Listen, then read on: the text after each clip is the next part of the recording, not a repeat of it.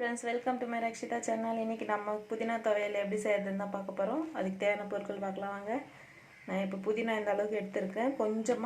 கொஞ்சமாக கொத்தமல்லி இலை எடுத்திருக்கேன். பூண்டு எடுத்திருக்கேன் தேவையான அளவுக்கு. ஒரு சின்ன நெல்லிக்காய் சைஸ் அளவு புளி, ஒரு ஸ்பூன் சீரகம், ஒரு 5 காஞ்ச மிளகாய் எடுத்திருக்கேன். வாங்க எப்படி செய்யறதுன்னு பார்க்கலாம். நான் ஸ்டவ் பற்ற வச்சு ஒரு கடாய் வச்சுட்டேன். இப்போது இதெல்லாம் வறுக்க தேவையான அளவுக்கு எண்ணெய் விட்டுக்கலாம்.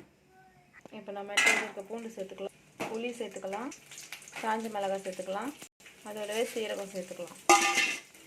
சேர்த்து நல்லா வறுத்துக்கலாம். இந்த அளவுக்கு நல்லா வறுத்துக்கணும். வேறு பிளேட்டில் மாற்றிக்கலாம். இப்போ அதே கடாயை மறுபடியும் அடுப்பில் வச்சுக்கோங்க.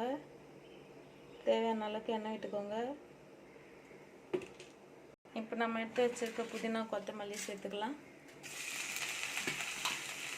சேர்த்து நல்லா வறுத்துக்கலாம்.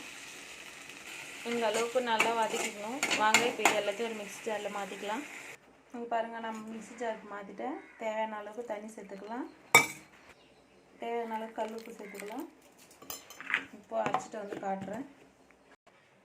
பாருங்கள், இந்த அளவுக்கு நல்லா அரைச்சிட்டேன். இப்போ இதை வேறு பிளேட்டில் மாற்றிக்கலாம். பாருங்கள், நான் இந்த அளவுக்கு அரைச்சி ஒரு பவுலில் மாற்றிக்கிட்டேன். இப்போ தாளிப்பு கொடுத்துடலாம் வாங்க. ஒரு ஸ்டவ் பற்ற வச்சு அதில் நான் கடாய் வச்சுட்டு இப்போ தாளிக்க தேவையான அளவுக்கு எண்ணெய் சேர்த்துருக்கேன். அதோடவே நம்ம கடுகு சேர்த்துக்கலாம்.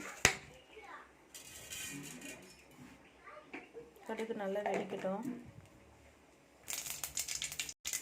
கடுகு நல்லா வெடிச்சிச்சு. இப்போ ஒரு கொத்து கருவேப்பிலை அதை சேர்த்துக்கலாம். கருவேப்பிலையும் நல்லா வெடிச்சிருச்சு. இப்போ நம்ம தாளித்து கொடுத்துக்கலாம்.